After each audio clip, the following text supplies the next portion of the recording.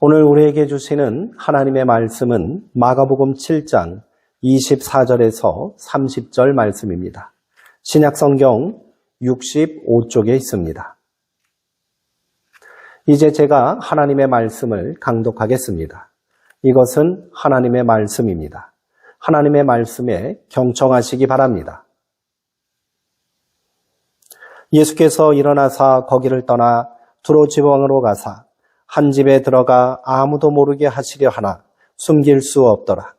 이에 더러운 귀신 들린 어린 딸을 둔 여자가 예수의 소문을 듣고 곧 와서 그 발 아래에 엎드리니 그 여자는 헬라인이요 수로보니게 족속이라. 자기 딸에게서 귀신 쫓아내 주시기를 간구하거늘 예수께서 이르시되 자녀로 먼저 배불리 먹게 할지니 자녀의 떡을 취하여 개들에게 던짐이 마땅치 아니하니라. 여자가 대답하여 이르되 주여 올소이다마는 상 아래 개들도 아이들이 먹던 부스러기를 먹나이다. 예수께서 이르시되 이 말을 하였으니 돌아가라. 귀신이 내 딸에게서 나갔느니라 하시매 여자가 집에 들어가 본즉 아이가 침상에 누웠고 귀신이 나갔더라. 아멘. 부스러기 은혜일지라도 라는 제목으로 하나님의 말씀을 함께 나누겠습니다. 며칠 전 한 구호단체에서 저에게 보내온 메일이 있었습니다. 매월 정기적으로 오는 메일이기에 그동안 자세히 살펴보지 않았는데 사파 처리된 한 장의 사진이 저의 시선을 사로잡았습니다. 거기에는 라면 한 그릇을 나눠 먹고 있는 어린 남매의 모습이 담긴 그림과 상황을 설명하는 짧은 글귀가 있었습니다. 오빠는 왜 안 먹어? 다 쓰러져가는 허름한 집. 지적장애 엄마를 대신해 동생을 돌보는 준우. 최근 신장질환 때문에 찾은 병원에선 영양결핍 때문이니 잘 챙겨 먹으라 했습니다. 라면 한 봉지가 전부인 식사. 준우는 불린 라면을 동생에게 먼저 양보하며 말합니다. 불리면 양이 많아져. 조금 기다리자. 쪽방촌 아이들을 돕는 국내 사업 후원 안내 메일에는 이 외에도 가슴 아픈 사연들이 여럿 있었습니다. 유엔 무역개발회의에서는 우리나라를 공식적으로 선진국으로 인정하고 있습니다. 개발도상국으로 분류됐던 나라 중에 선진국으로 성장한 나라는 한국이 유일하다고 합니다. 아무쪼록 이런 국제사회의 평가가 우리나라를 한층 더 성장시키는 계기가 되기 바라며 우리 안에 최소한 끼니를 걱정하는 사람들이 더 이상 없기를 소망해 봅니다. 예수님께서 우리에게 가르쳐 주신 주기도문은 하늘의 뜻이 이 땅에서 이루어지기를 바라는 기도문입니다. 주기도문은 천국 가기를 소망하는 기도문이 아니라 우리가 지금 살고 있는 이 땅에 하나님 나라가 임하기를 바라는 기도문입니다.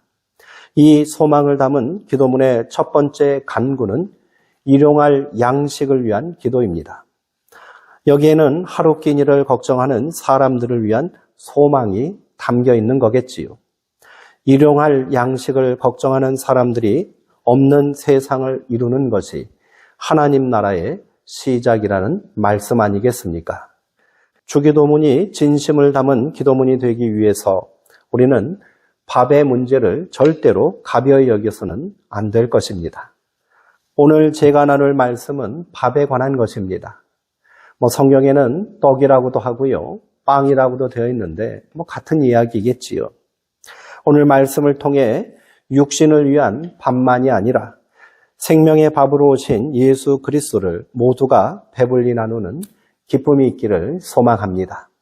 오늘 본문은 예수님께서 거기를 떠나 두로 지방으로 가실 때 일어난 일입니다 라고 시작합니다. 두로는 지금의 레바논에 해당하는 지역으로 이방인들이 거주하는 지역입니다. 그렇다면 거기는 어디일까요? 이를 특정하기란 쉽지 않으나 앞선 내용을 거슬러 올라가면 그곳이 6장 53절에 나오는 게네사렛이었을 것으로 짐작이 됩니다. 게네사렛은 이방 땅과 맞물려 있는 갈릴리 호수 북쪽 끝에 위치한 도시입니다. 많은 이방인들이 왕래하는 큰 도시입니다. 이곳에서 예수님은 온 지방에서 달려나온 사람들을 만나 주셨습니다. 각처에서 몰려든 수많은 병자들은 예수님의 옷자락에라도 손을 대기를 간구하였고요. 손을 대는 사람들은 다 고침을 받았답니다. 이 중에 상당수는 유대 땅에 들어갈 수 없었던 이방인들이었을 것입니다. 하나님 나라가 유대뿐 아니라 이방인에게도 임해야 하였기에 예수님은 금기를 깨고 그들을 만나기 위해 그곳에 가셨던 것입니다.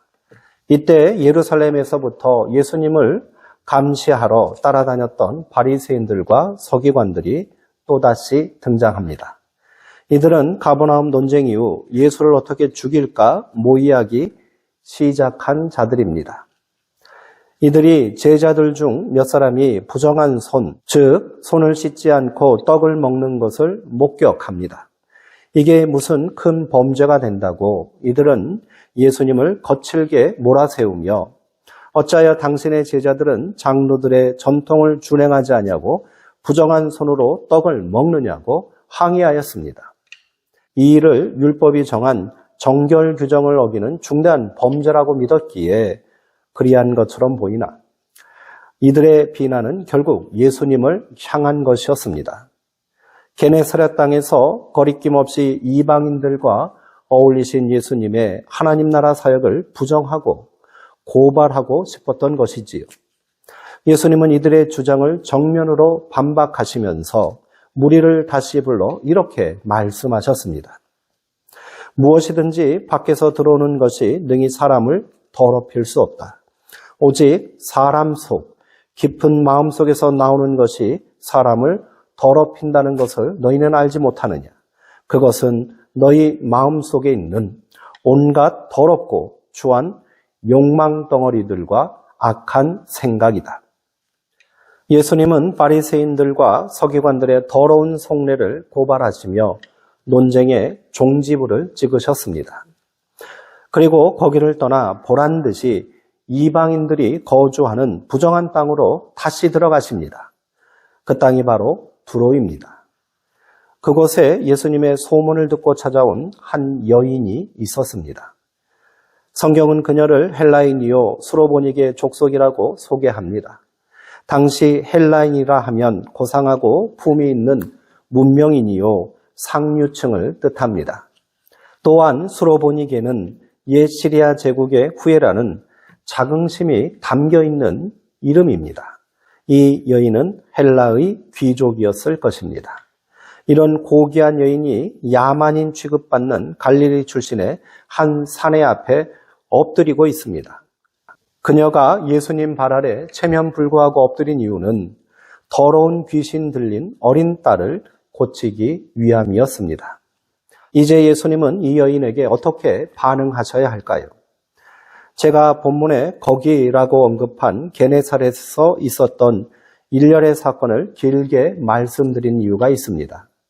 예수님은 당연히 이 여인의 간절한 청을 들어주셔야 옳다고 믿기 때문입니다. 그런데 예수님의 반응은 참으로 당황스럽습니다.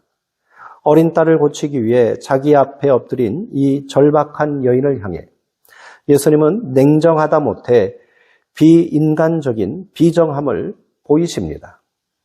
나는 자녀들을 먼저 배불리 먹여야 한다. 그러니 자녀들에게 줄 떡을 개들에게 던져줄 생각은 전혀 없다. 욕설에 가까운 모욕적인 말이 아닐 수 없습니다. 우리가 알고 있는 예수님이 아닌 것만 같습니다. 어찌 이렇게 매몰차게 말씀하실 수 있단 말입니까? 정이 마음에 내키지 않으신다면 외면하시거나 마음 상하지 않게 인격적인 말로 거절하셔도 되지 않겠습니까? 단지 이 사람이 이방인이고 여자였기에 그리하신 것일까요? 예수님의 태도는 방금 전 예수님을 공격한 바리새인들과 서기관들의 모습과 다르지 않아 보입니다. 절대로 이방인들과는 떡을 나눌 수 없다는 말처럼 들립니다. 예수님이 이렇게 말씀하신 의도를 우리는 다 알 수는 없습니다. 하지만 어찌되었던 이 사건에서 예수님은 의도적으로 악역을 자처하고 계신 것만은 틀림없어 보입니다. 이제 여인의 반응이 궁금합니다. 자신의 딸을 향하여 개새끼라고 모욕하는 예수님에게 한바탕 욕지거리라도 퍼부어야 마땅할 텐데 그녀는 놀랍게도 자신을 개라고 인정합니다. 좋습니다. 주님, 나는 개입니다. 내 딸도 그러합니다. 그러니 온전한 떡은 바라지도 않습니다. 부스러기라도 줬사오니 우리를 외면하지는 말아주옵소서. 그녀의 말에 전율마저 느껴집니다. 누가 감히 이토록 호소력 있게 자신의 간절함을 고백할 수 있을까요? 저는 부스러기라는 말에 가슴마저 먹먹해짐을 느낍니다. 이렇게 이름도 없는 어린 딸의 어미는 이 이야기의 주인공이 되었습니다. 잠잠히 여인의 반응을 지켜보았을 예수님은 얼굴에 미소를 짓지 않으셨을까요? 성경에는 예수님이 웃으셨다는 말씀이 없지만 저는 이 대목에서 예수님이 너무도 기특하여 환한 미소를 지으셨다라고 생각합니다. 예수님은 여인을 향하여 말씀하셨습니다. 여자여, 내가 그렇게 말하였으니 돌아가라. 내 딸에게서 귀신이 나갔느니라. 아멘. 여기서 예수님께서는 여인을 칭찬하시며 내가 그렇게 말하였다라고 말씀하십니다. 본문의 말은 원어로 로고스입니다. 예수님은 그녀의 말을 로고스라고 칭찬하고 계신 겁니다. 로고스는 말씀입니다. 그냥 말씀이 아닙니다. 예수님 자신이며 예수님이 선포하신 하나님 나라의 실체인 것입니다. 일전에 예수님은 죽어가는 딸을 살려달라고 찾아온 한 남자에게 두려워하지 말고 믿기만 하라 말씀하시며 그의 집에 가서 딸의 손을 잡아 일으켜 살려주신 일이 있었습니다. 그러나 예수님은 이토록 귀한 믿음의 고백을 하는 이방 여인의 집에 찾아가셔서 그녀의 딸에게 손을 대시며 고쳐주지 않으셨습니다. 그럴 필요가 없었기 때문입니다. 그녀의 딸을 치유한 것은 예수님의 손길이 아니라 그녀가 고백한 로고스였기 때문 아닙니까? 앞서 말한 야이로의 딸을 살리러 가실 때 예수님의 옷자락이라도 만지면 병이 나을 줄 믿고 그렇게 행한 혈류증을 앓던 여인에게 딸아 내 믿음이 너를 구원하였으니 평안히 가라 하신 말씀과 동일한 맥락입니다. 그렇게 그녀의 딸에게서 모든 더러움이 떠나갔습니다. 더 이상 이방인이라는 굴레가 더러운 귀신 들린 자라는 저주가 그녀와 그녀의 딸을 괴롭게 할 수 없게 되었습니다. 그녀의 삶은 이미 로고스의 은혜 가운데 거하게 되었기 때문입니다.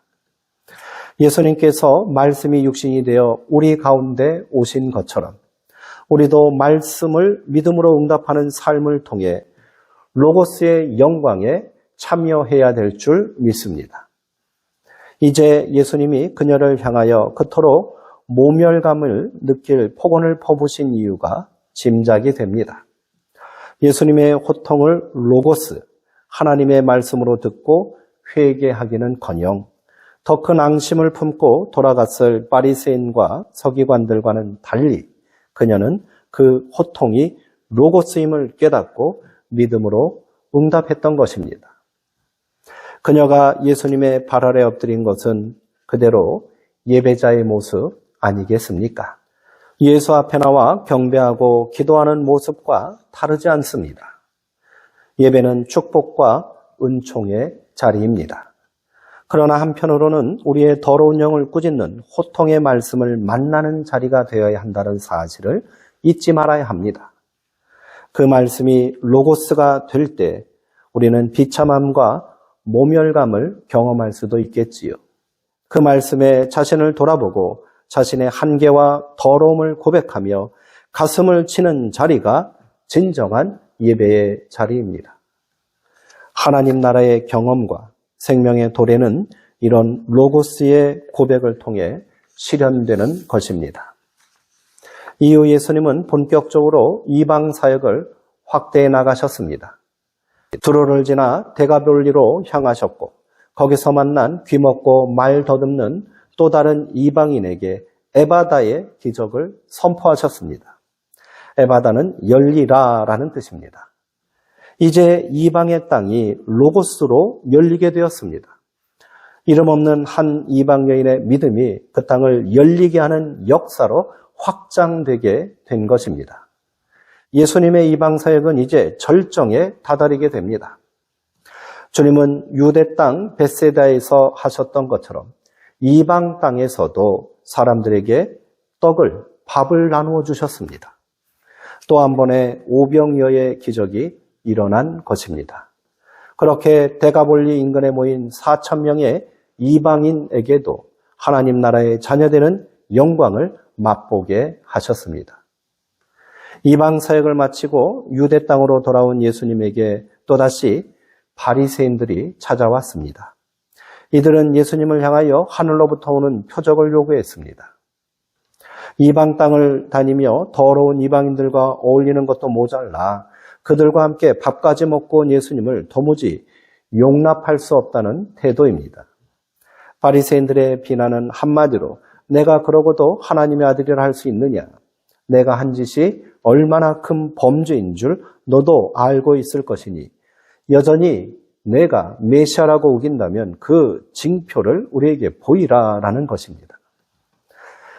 이들의 비난에 예수님은 마음속으로 탄식하시며 이 세대에게는 그 어떤 표적도 주지 않겠다고 분노하십니다. 이방 땅에서 행하신 그 모든 일이 이미 예수님이 하나님의 아들 메시아임을 증거하는 표적일진데 더 이상 무슨 표적이 필요하단 말입니까? 그렇게 예수님은 절망과 분노를 억누르시며 제자들을 데리고 다시 배를 타고 건너편으로 떠나십니다. 그렇다면 예수님과 함께 이방 땅을 동행하였던 제자들의 모습은 어떠했을까요? 그들은 예수님을 이방 땅에 보내신 하나님의 뜻을 그 깊은 로고스의 진리를 깨달았을까요? 제자들의 믿음이 어떠한지를 증언하는 마가복음 8장 14절 이하의 본문은 이렇게 시작합니다. 제자들이 떡 가져오기를 잊었음에 배에 떡 한 개밖에 그들에게 없더라. 예수님은 배 안에서 제자들을 향하여 바리새인의 누룩과 헤롯의 누룩을 삼가고 주의하라 말씀하셨습니다. 바리새인들과 헤롯 땅의 거짓 교훈과 위선적이고 배타적인 태도를 따르지 말라는 경고입니다. 그러나 제자들은 예수님께서 누룩에 빗대어 말씀하시니 시장하시어 떡을 찾는 줄로 생각했나 봅니다. 그리고 서로 수군거리며 우리에게 떡이 없는데 무슨 떡을 가져오라는 것일까라고 생각했답니다. 예수님은 제자들이 서로 수군거리는 말을 하시고 참았던 분노를 폭발하셨습니다. 너희가 어찌 떡이 없으므로 수군거리느냐? 아직도 알지 못하고 깨닫지 못하느냐? 너희 마음이 이렇게 둔하고 미련하냐? 너희는 눈이 있어도 보지 못하고 귀가 있어도 듣지 못하느냐? 예수님께서 제자들에게 분노하신 이유는 무엇이었을까요? 떡이 없어 떡이 없다고 말했을 뿐인데 이렇게까지 화를 내시며 호통을 치시는 예수님을 제자들은 도무지 이해할 수가 없었을 겁니다. 여기서 우리는 앞선 14절의 말씀을 다시 한번 주목할 필요가 있습니다. 분명 본문에는 떡이 하나 있다라고 기록되어 있습니다. 그런데 제자들은 우리에게 떡이 없다라고 말합니다. 그러면 하나의 떡은 어디에 있는 겁니까? 분명히 배 안에 있는 하나의 떡을 왜 제자들은 알지 못한 것일까요? 그렇다면 여기서 말하는 떡은 특별한 의미가 있는 것이 분명해 보입니다. 그것이 무엇일까요? 그 떡은 바로 예수님이십니다. 제자들은 지금 자기들과 함께 있는 떡을 깨닫지도 못하고요. 그리고 그 떡을 나누고 싶지도 않았던 것 아닐까요? 3년이나 함께 동고동락하며 특별한 관계를 맺어온 예수님을 다른 사람들과 절대로 함께 나눌 수 없다는 속마음을 들켜버린 것이나 다름없어 보입니다. 아무리 예수님이 이방 땅을 활보하시며 그들과 함께 자신의 몸을 내어주셔도 나는 그리할 마음이 없다는 것입니다. 지금까지 예수님께서 어떻게 생명의 떡 대신 자신을 나누셨는지를 똑똑히 보고도 제자들은 눈뜬 장님처럼 외면하고 있습니다. 예수님은 예수님이고 나는 나라는 태도입니다. 내 방식대로, 내 고집대로, 내 욕심과 필요만 채우면 그만이라는 지독하게 이기적인 모습입니다. 그런 제자들의 모습에 예수님은 얼마나 절망하셨을까요? 밥은 생명입니다. 그러기에 그 누구도 독점해서는 안 됩니다. 함께 나누어야 하는 것입니다. 생명의 떡이신 예수님은 더더욱 그러한 줄 믿습니다. 이것이 우리가 고백해야 할 로고스, 하나님의 말씀이라는 사실을 기억합시다. 오늘 나는 그 떡을 먹고 있고 그 은혜를 누리고 있으니 그만이라고 생각하고 있지는 않으십니까? 세상 사람들이야 예수님을 알건 모르건 나와는 상관없는 일이라고 외면하고 계시지는 않습니까? 그렇다면 오늘 우리의 예배는 장님들의 예배이며 귀머거리들의 예배가 될 수 있습니다. 절대로 에바다 열리는 역사는 일어나지 않을 것입니다. 그 떡의 부스러기라도 맛보길 간절히 애원하는 우리의 이웃을 외면한다면 우리는 예수님을 비난했던 바리새인들과 다를 것이 없습니다. 여전히 깨닫지 못하는 제자들의 모습과 무엇이 다릅니까? 오늘 우리가 나누고 이웃과 함께 먹어야 할 밥은 무엇이겠습니까? 바로 예수님 아니겠습니까? 오늘 예배를 통해 이 호통 같은 로고스에 깨달은 바가 있다면 우리도 로고스로 응답해야 마땅한 줄 믿습니다. 온갖 더러운 영에 사로잡혀 절망과 고통 가운데 있는 우리의 이웃들에게 부스러기라도 좋으니 생명의 떡이신 우리 예수님을 나누어 주어야 합니다. 영혼을 구원하는 진리의 말씀 로고스를 함께 나누어야 합니다. 우리에게 나눌 떡이 없다고 수군거리지 마시기 바랍니다. 우리 안에는 이미 그 떡이 있습니다. 그들에게도 떡이 필요합니다. 그렇게 이웃과 함께 지금 내가 누리고 경험한 이 기쁨과 은혜와 만족을 나눔으로 이 땅에 진실로 하나님 나라가 임하게 되기를 간절한 마음으로 소망합니다. 기도하시겠습니다. 하나님 감사합니다. 우리 가운데 생명의 떡이요 말씀 대신 로고스 예수 그리스도를 보내주시니 감사합니다. 우리가 그 떡을 먹고 배불렀습니다. 만족함을 느낍니다. 그 로고스의 은혜로 우리가 하나님의 자녀되는 권세를 누렸습니다. 그러나 우리가 그것을 나누지 못하고 있습니다. 우리에게는 나눌 떡이 없다고 외면하고 무지함으로 살아갔습니다. 주님, 우리를 용서하여 주옵소서. 부스러기라도 좋으니 그 떡을 함께 나누기를 원하는 우리의 이웃이 있고 형제가 있는데 그들을 외면하였던 우리의 완악함을 회개하오니 주여 우리 가운데도 진실한 마음을 주시고 예수 그리스도의 마음을 허락하여 주옵소서. 예수님의 이름으로 기도합니다. 아멘.